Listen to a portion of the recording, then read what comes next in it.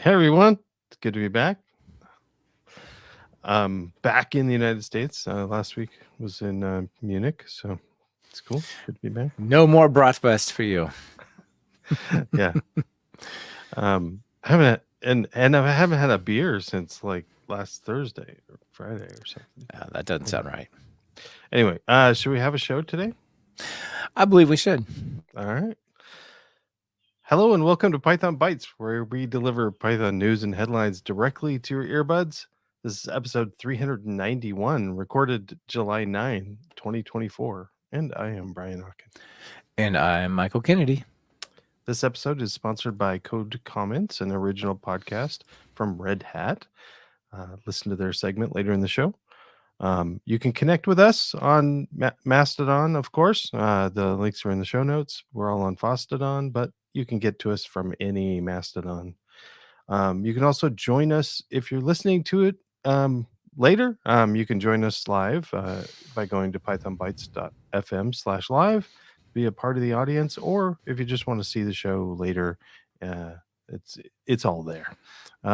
It's usually 10 a.m. Pacific time on Tuesdays, but sometimes it changes. But if you go to that live thing, it'll tell you when the next one is.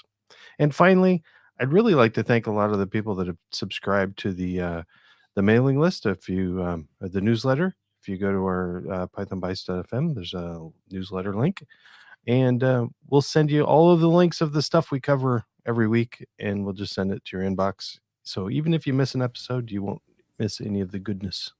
So, speaking of goodness, what do you got for us, Michael? Well, you know how we all love PyPI and the ability to go and just pip install a thing and make our apps be so much more, right? Programming in Python becomes like Lego block clicking together, not algorithm class. Yeah. You know what I mean? Which is amazing. It's amazing.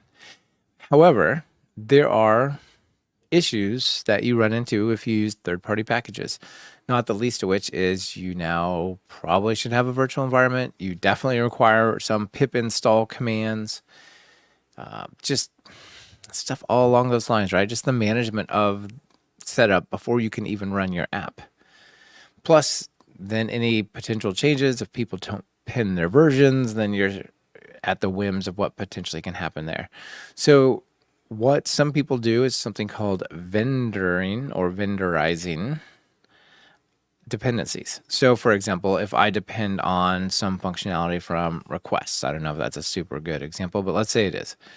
I could just download the source code of requests, stick it into my code and use it. It's probably not a great example because it itself has a bunch of dependencies, but stuff that's kind of like pure Python, no other dependencies, you could have it as a third-party package, or you could just stick the code of that somewhere into your app and refer to it as a relative import within your app, right? Yeah. Then people just pip install your package, pip x install your package, or even just get a script and run it, or a set of scripts. So there's this project from M. Williamson called Python Vendorize that I want to talk about. So it'll vendorize packages from PyPI as I just described, right? So it allows you pure Python dependencies to be vendorized. That is, it'll copy that into your project, best used for small pure Python dependencies to avoid version conflicts with other packages, require different versions, and so on. So what you do is you set up a vendorize.toml file, and in there you basically set up what is your module, what subsection of your module do you want it to go into, what submodule, and then what PyPI packages you want. So example here is like a hello package.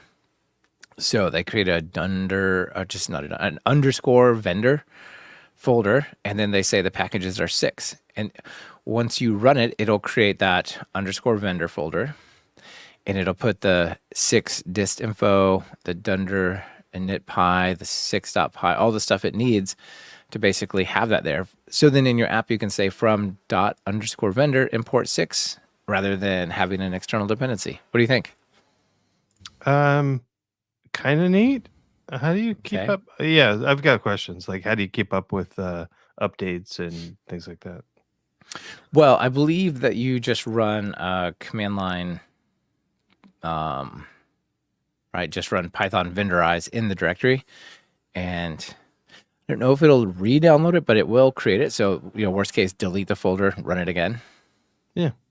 Yeah. Yeah. And then that'll update it. So the whole point of this is like you want less change than normal. Yeah. You want to like kind of freeze it in a place. And things like 6 that don't really change. I mean, Or have gotten kicked out of the standard library. Yeah, exactly. Yeah, exactly. A lot of stuff that's really super stable. And pretty small, right? You don't want to, because if you do something that's got a bunch of dependencies, you've then got to start doing their dependencies, and then it gets really wonky, right? Yeah. Just for small things. Yeah, actually, this is pretty cool. Yeah, neat.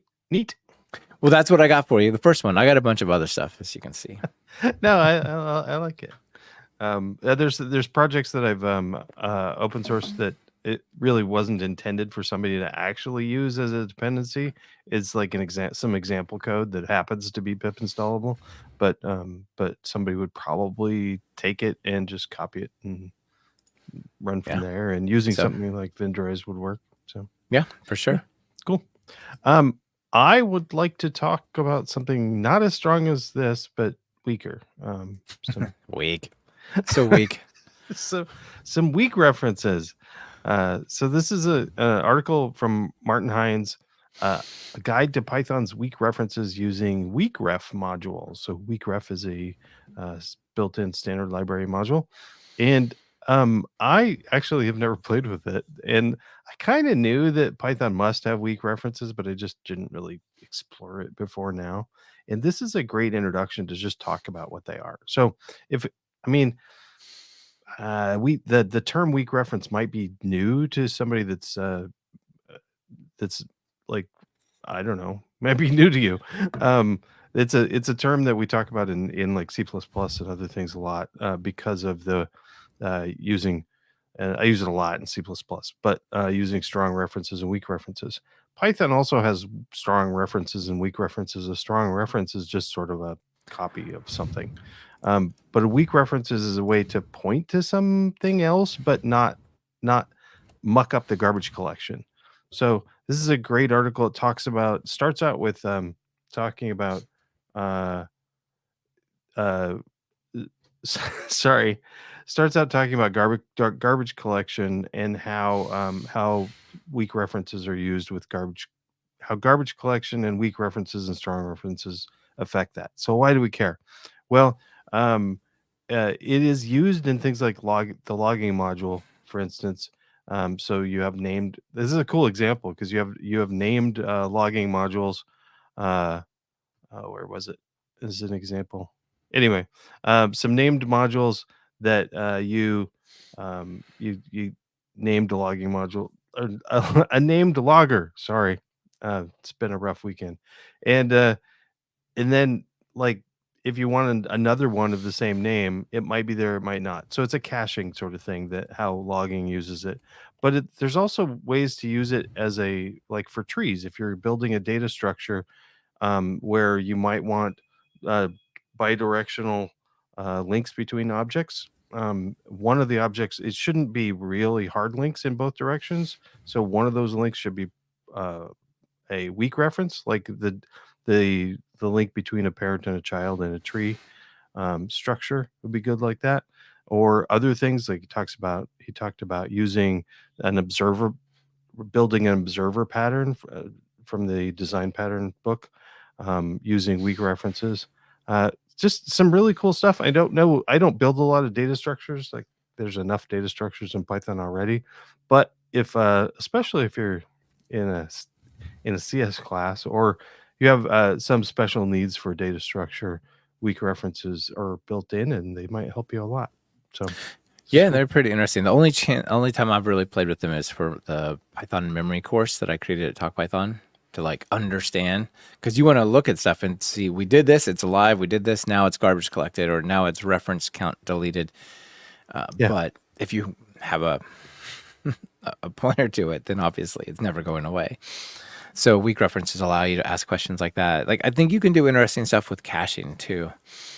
For example, like if you've got a cache and you've handed out an instance of the object and it's still alive and people are still using it, and parts of the app are still using it, you could have a weak reference to it, and if someone else asks for it, you can upgrade the weak reference to a strong reference, right, and hand that out again without recreating it. But if no one's using it, it'll get cleaned up because a weak reference won't keep it around. So it's like sort of a self-managing cache type of structure. It could be fun to make too. Yeah. But that said, I was thinking just like you, I don't usually make data structures these days. Python's pretty much got something for you. Right. But, people are building, well, there's some third-party library data structures I use too, and they probably use weak references, and I just haven't poked into there to find out. So. Yeah, exactly. Let someone else do cool stuff with it for us. But I love the idea of like the logging module that uses named items. Doing something like a cache named item thing is pretty cool. Yeah, very cool. Do you know what else is cool? Code comments from Red Hat. Yeah. This episode is brought to you by Code Comments, an original podcast from Red Hat. You know when you're working on a project and you leave behind a small comment in the code, maybe you're hoping to help others learn what isn't clear at first. Sometimes that code comment tells a story of a challenging journey to the current state of the project. Code Comments, the podcast, features technologists who've been through tough tech transitions, and they share how their teams survived that journey. The host, Jamie Parker, is a Red Hatter and an experienced engineer. In each episode, Jamie recounts the stories of technologists from across the industry who've been on a journey implementing new technologies. I recently listened to an episode about DevOps from the folks at Worldwide Technology. The hardest challenge turned out to be getting buy-in on the new tech stack rather than using that tech stack directly. It's a message that we can all relate to, and I'm sure you can take some hard-won lessons back to your own team. Give Code Comments a listen. Search for Code Comments in your podcast player or just use our link, pythonbytes.fm/code-comments. The link is in your podcast player's show notes. Thank you to Code Comments for supporting the show. Awesome. All right. What is next here? This one is Make Time Speak from Prayson. Prayson's been on the show before, friend of the show, and also former co-host. And the idea is it's a little bit of a human-friendly way to refer to time. You might know about things like, I think it's Arrow, that has a humanized thing that says, 5 minutes from now, or in 10 minutes, or just now, those kinds of things. But the way this one works is it talks in sort of colloquial way of saying the time. So you create a clock object and you give it a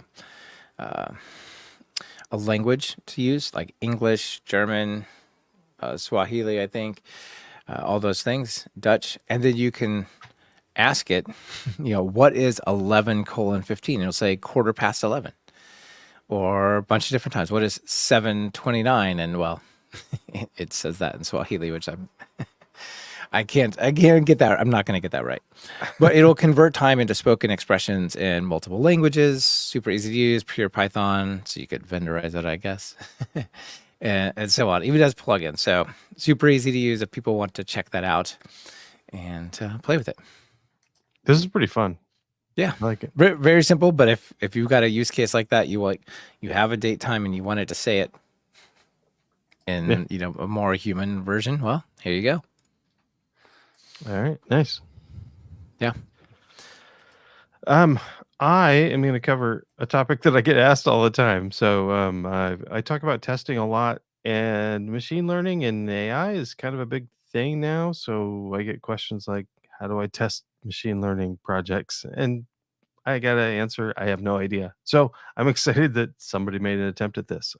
Here is a article called How Should You Test Your Machine Learning Project? A Beginner's Guide by Francois Porcher. So, and it's published in the Towards Data Science blog.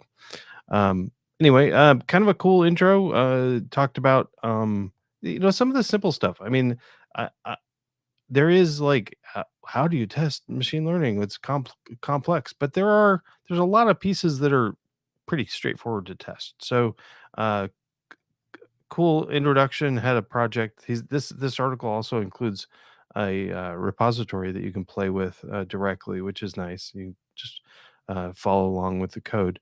So this is doing what is it doing? It's essentials of testing with a machine learning pipeline focusing on fine tuning BERT for text classification on an IMDb data set. So that's just what he's using.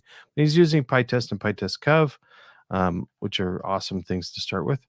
And so it kind of goes through some of the easy stuff right away. Is starting with some of the simple things like oh, has a clean text function. So a function within the source that takes a string and makes it all lowercase and strips it, but it might do other things too. But these are great examples. You've in a lot of machine learning stuff, you've got a lot of little helper functions along the way. You may as well go test those, and it'll get you in the habit of writing tests too. In this case, is just giving some examples of some random text input and what the clean output should look like. And these are your expectations of like if I pop this data into this function, what should the output look like? So it's a great way to get started. I personally would have put this in a parameterized, but I guess we're trying to teach people slowly. These are really 3 test cases. They could be 3 test 5 functions, but it works. And so I'm referring to a test function that does a test for capital letter stripping and removing extra spaces and how it should handle the empty string. And this is actually a good point. One of the things they test with interviews a lot is the edge cases for testing. So like what test examples are like derivative small cases that you wouldn't possibly think about, and it's important to test those too, like what does an empty string get cleaned as, or a good thing, like if I already had the word spaces in lowercase, how would that end up showing up in the output, things like that. So good start, and then jumps up to higher level things. He talks about a larger chunk of the script. So he's got a tokenized text function that uses a lot of sub pieces, uses the tokenizer with certain input. And how you test that? Well, this is a great example of just figuring out really some examples, some example input, and how you would expect it to be tokenized on the output. Looking at the length and the shape of the result, and then making sure that that not all values are. I don't know what this would be. Oh, he's making sure that all values are PyTorch tensors. I don't even really know what that means, but thinking about what the output should be, even if you don't know the specifics, you can have some way to describe how it should sort of look, and these are good enough tests, or they possibly are good tests to have anyway. So I think this is a good starting point to start a discussion on your team for how to add testing to a machine learning project. Yeah, it's interesting. I really would have no idea how to test machine learning. It seems like black box type stuff. So, yeah, this is a lot more to work with than I would have come up with, I think. Yeah. Getting started, taking a chunk out of it, and then where to go from there. So after you kind of have a sense of some of the easy stuff, some of the middle level stuff of testing examples and shapes and whatnot, what's left? Well, that's where a quick introduction to how code coverage works, and looking at what the rest of your code is doing, and that maybe you want to add tests to, or maybe those are the things that you manually test or something.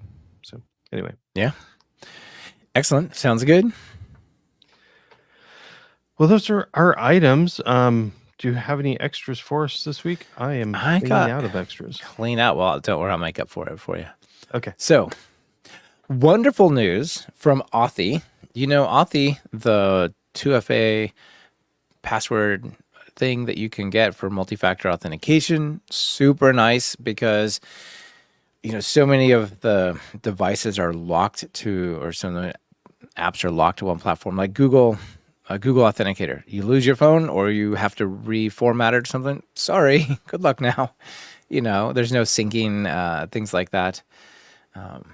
But with Authy, you have an account. It syncs it across your different devices. One device can authenticate another if you want to add a new one. It's really nice. Except now Authy is urging users to stay alert after 33 million phone numbers were leaked. How? Well, there's an authenticated API endpoint, but apparently it would return an error that would indicate whether the phone number that you passed in to try to authenticate with was valid or invalid. Like, sorry, that phone number doesn't exist, or sorry, wrong password, something like that, I think is the deal. Okay. And so somebody just hammered it with, every phone number combination they could think of and recorded the results when it said that phone number exists. And we know that Authy has it. And we know that you have 2FA and all of these things. And so from what I could tell, no real information about people was stolen. But given that they know you have 2FA and they know that you have, that this is your phone number, they could start sending you all sorts of spoof things, social engineering type things, right? Yeah. Well, and Authy recently canceled their desktop apps, Authy being Twilio, the parent company, them canceled their desktop apps. It just seems like it's really in a kind of a state of disrepair and lack of love and a lack of confidence in Michael at this point. So I went through the super fun experience of resetting about 30 different 2FA logins. And boy, oh boy, I learned some things, Brian.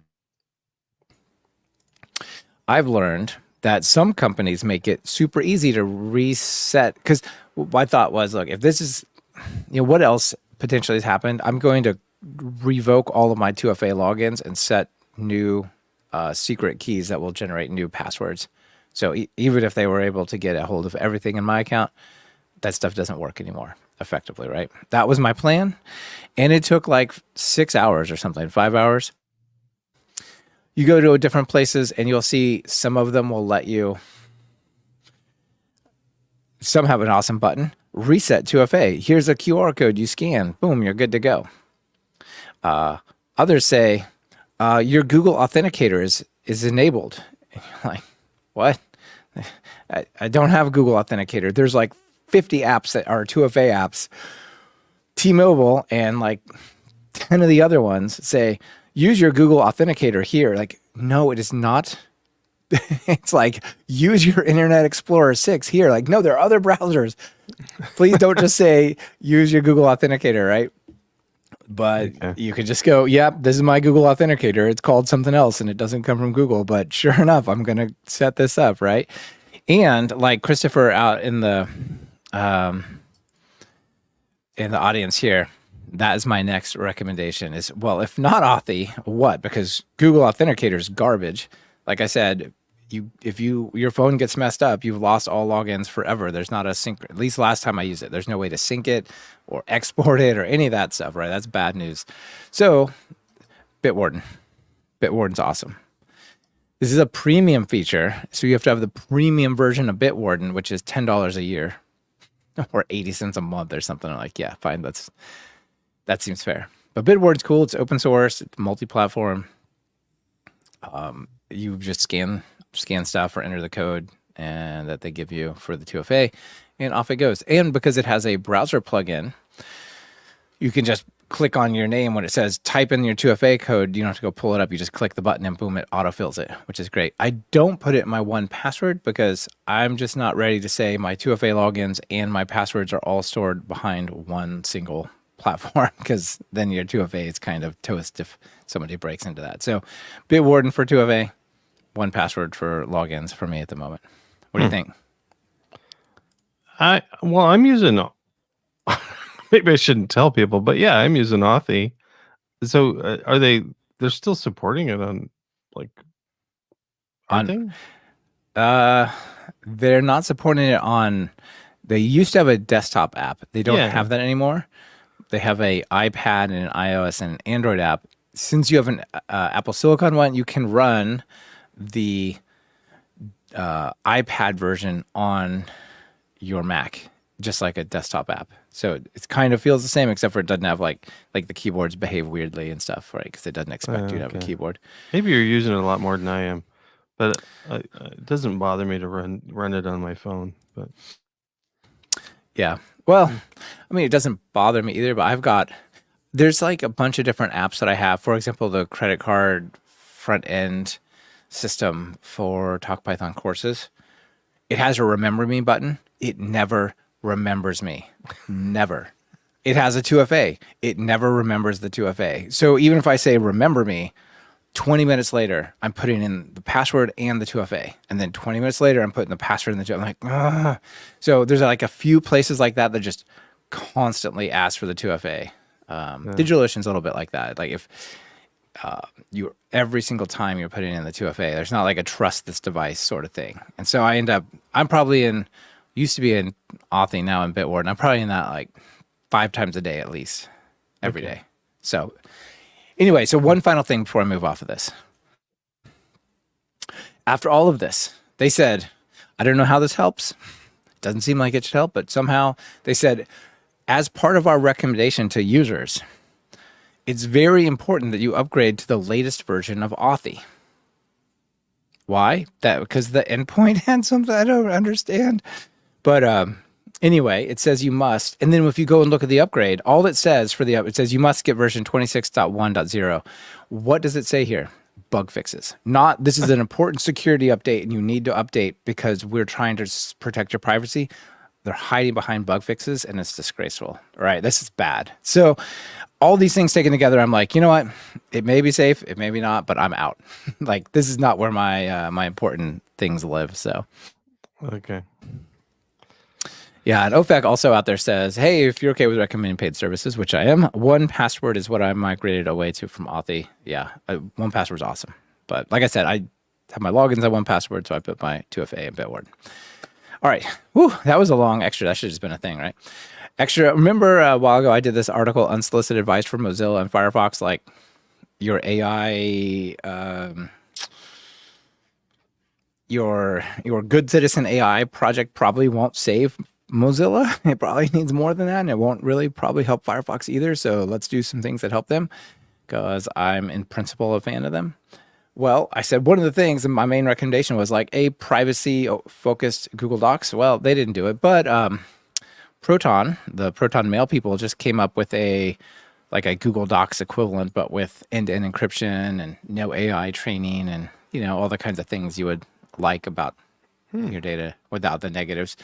So if you have Proton, there's now collaborative docs with it, which is kind of cool. And it looks pretty. I think it looks pretty nice. So just want to give that a shout out. Do you know if I probably don't want to ask, are Google Docs open to scanning for AI? Do you know? I believe that the freeware versions are the free versions, but the business ones maybe not, I think your business workspace stuff is not open to that, but like your personal Gmail is open to like scanning for ads and stuff, whereas the business one is that's the price you pay. Last thing is the Code in a Castle thing I'm doing in October 5th. The early bird discount closes tomorrow if you listen to this right when it comes out. So if you're interested, please check it out. It'd be super awesome to spend a week hanging out in Tuscany, doing all sorts of things together. And yeah, that's it for my extras, Brian. That's a lot of extras, Tony. Michael. Yeah. All right. Shall we have a joke? Yeah. This joke I called I Lied. And it's like a cartoon. It's a woman behind a esoteric programming sort of thing. She's got a gun. It says, I lied. I don't have Netflix. Take off your shoes. We're going to learn Rust. And I just thought about all this like Rust energy. Like we're converting that to the Rust. We're rewriting that in Rust. It's just like, you're doing Rust. That's what the world's doing. Sit down. So she invited someone over to like watch Netflix. Like, I lied. I don't have Netflix. Take off your shoes. We're going to learn Rust. I thought it would catch the zeitgeist well, Brian. It's bizarre, man. It's amazing.